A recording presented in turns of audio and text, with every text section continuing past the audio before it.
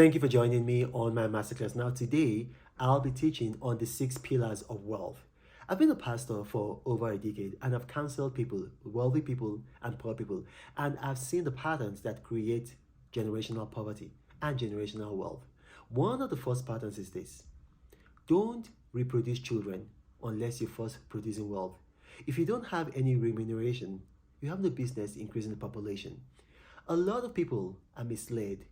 They think that scripture says that we should multiply. Actually, that's not what scripture says. If you read Genesis chapter 1, verse 28, God says, be fruitful and multiply.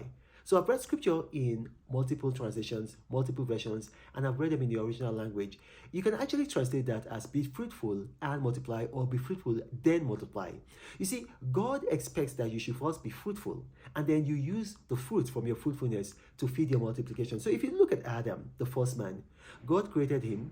God created a garden, put him in the garden, so he had an income, he had a job. And then when God saw that he had an income and a job, then God created a helper for him, a wife, Eve. So you see the process here. He had a business or a job, something that will bring in wealth. And then he needed a helper, and God created a helper for him. And then they had children. So that's the process.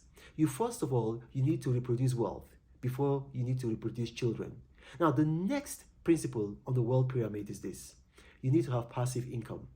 Even if you have a job or a business, you don't want to be satisfied with that. You want to actually have something that gives you passive income. So you take some of your income and then you invest it. Maybe it's in a gold ETF or any kind of ETF, or in the stock market, the S&P 500, mutual funds, real estate investment trust, whatever it is. It could be treasury bills, it could be crypto, it could be any form of investment that brings in a return on your investment. But then don't just rely on your salary alone. And don't say to yourself that, how much am I even earning? Nobody has a duty to increase your income except you. So don't have this entitlement mentality. Even if you're a cleaner at an office, even if it's maybe you're a gate man, or maybe you're just a driver, whatever it is, you have to take something out of your income and invest so that you have passive income coming. Number 3, you need to have a side hustle. A lot of people think a side hustle is the same as passive income. No, it's not the same. It's completely different. So imagine that you have a job. Maybe you're a banker. Maybe you work in a bank. And then you got colleagues. These are your colleagues. They live in the same area of town as you. And then you work together. If you say to yourself, okay, you know what, all of you, I have a car. I'm going to pick each of and every one of you up and drive you to work and then take you back to your homes. But then you're going to pay me some money.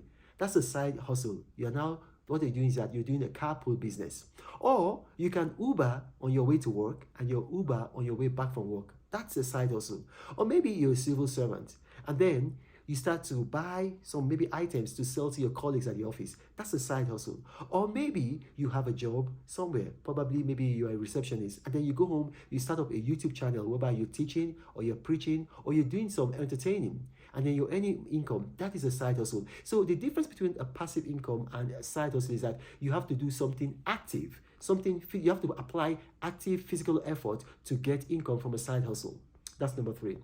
Now, number 4, real estate. You need to get real estate. You see, the land mass of the world is not increasing, but the population of the world is increasing. So you need to get real estate. So you can say to yourself, how much am I earning that I'm going to get real estate? It doesn't matter if you earn little. You know what? Go where the population is and then begin to look at the radius. Maybe you start from a 5-mile radius out of where the population is, then 10-mile radius, 50-mile radius, until you can find a place where you can afford and buy. But then you have to remember, the first rule of real estate is location. It is better to buy in a bad real estate in a good area than to buy a good real estate in a bad area. So don't just go and buy real estate in your village. I mean, who is going to live in your village? Buy in an urban place where you have people commuting to work. So you can actually live there and then you can rent some part of it out, or you can use some part of it for Airbnb. Real estate, very important. Then 5, you see, you have to learn a skill, and then you have to have continuous learning. So continuous learning is the 5th principle. Why am I saying that? When I was born, one of the top skills in the whole world was to be a typist. Typing pool, to be a typist. Right now, there are no typists anymore. That skill is completely obsolete. So if you relied on that skill for your income, you just finished. When I was 10 years old, one of the top skills in the whole world was to be an aerial cameraman. I'm sure you watched all those documentaries when you were a child. You saw people, aerial cameras, aerial videos. Now, drones have driven all of those people out of business. Drones do all of that work. If that was your only skill, just imagine, you cut out.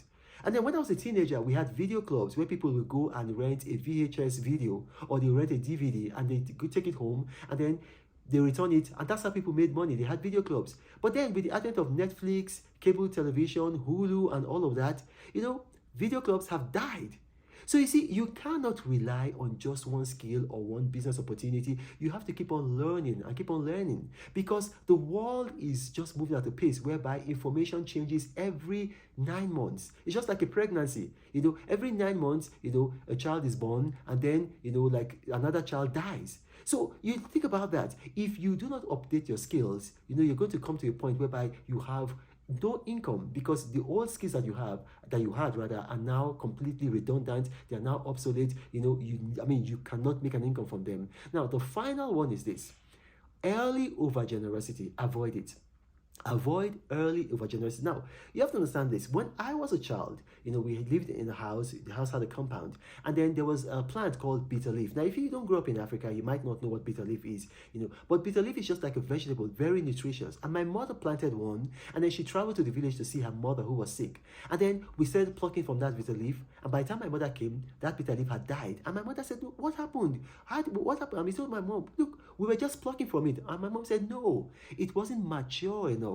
You needed to have waited for it to get mature before you start plucking." And that's the same with you. If you don't have an income, passive income, and a side hustle, and then you start being overgenerous at the level where you are, you will never get to your full potential. And you're being wicked. You're not being wicked to anybody, but you're being wicked to yourself. You see, early overgenerosity is wickedness to self. Try to limit it. Wait until you are very stable independently, financially, so that when you start giving out generosity, it does not come at a cost to you. It does not come at a cost to you whereby it just completely rubbishes whatever financial growth that you've made. So now look at that. Don't reproduce until you produce wealth. That's the first pillar. Second pillar, have passive income. Third pillar, have a side hustle. Fourth pillar, real estate. Fifth pillar, continuous learning. Sixth pillar, avoid early overgenerosity. Now, if you've watched this, you have questions arising from this, put your questions in the comment section of this video. My staff are going to bring them to me. And I thank you for watching. This is the Apostle of Prosperity, Reno Mark, saying God bless you. But Reno travels all around the world. I hope you get inspired about what you see. Apostle of greatness, Reno is a master. Only one man against the whole world in large. Fighting with the monsters, poverty I can't stand. That's why Reno is